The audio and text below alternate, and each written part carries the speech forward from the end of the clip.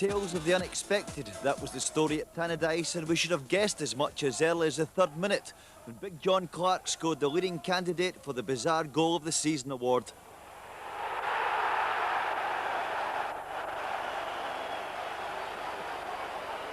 The word fluke springs readily to mind, but that won't bother John one bit, if only all his crosses ended up in the net.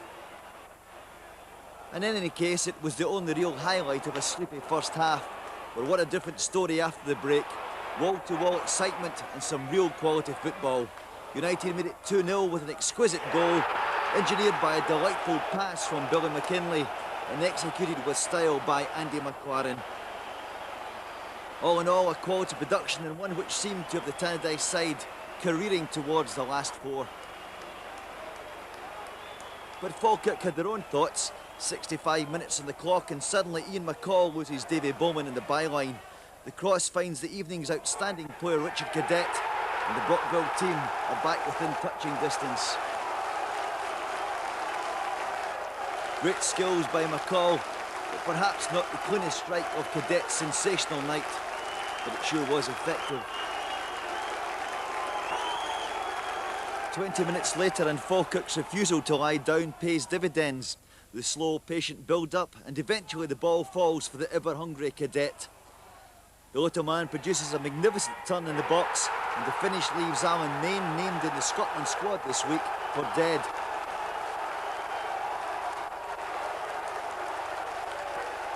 Cadet peppered his evening with touches like this, a delight to watch, and a genuine example of the kind of player you want to pay to go and see. And so to extra time. Words of encouragement from both managers, but the first public review of Ivan Golat's, the new Mr. Cool of Scottish football, showing that he does get excited. And here's the justification of his worry. 97 minutes on the clock, and Falkirk proved that you can come back from the dead. 3-2 the Bairns, and no prizes for guessing whose name goes on the score sheet, yet again.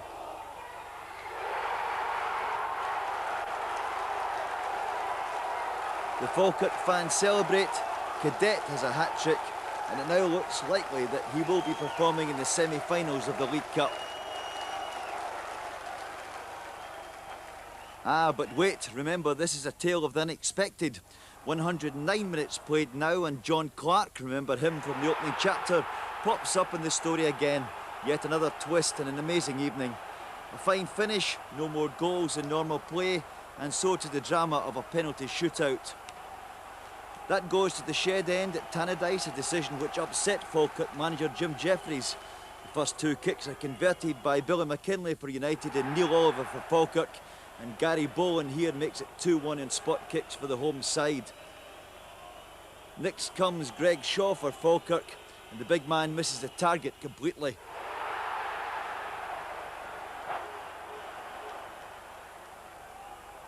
And then misery for John Clark, but surely his luck had to run out eventually.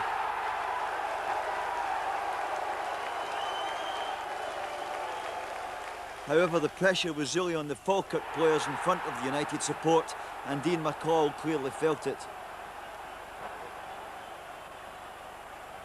And so it was left to substitute Scott Crabb to take the glory. He scores, United are through, and an expensive right boot is delivered as a thank you present to the fans. But Jim Jeffries is still adamant the kick should have taken place at the other crowd-free end, where the new stand is being built. To get away with 2-goal start and then come back like we did, I thought very unfortunate to be 2-0 down, and terrible way to go out. I'm a bit disappointed that, you know, the decision that the penalties at that end, but that's the way it goes, and it was an advantage definitely to Dundee United, so that was a bit unfair, I felt. Why was the decision taken to take the penalties to that end? Well, I believe it was a police decision that for safety reasons, and I cannot understand that at all, but that's the way it goes, and nothing we can do about it.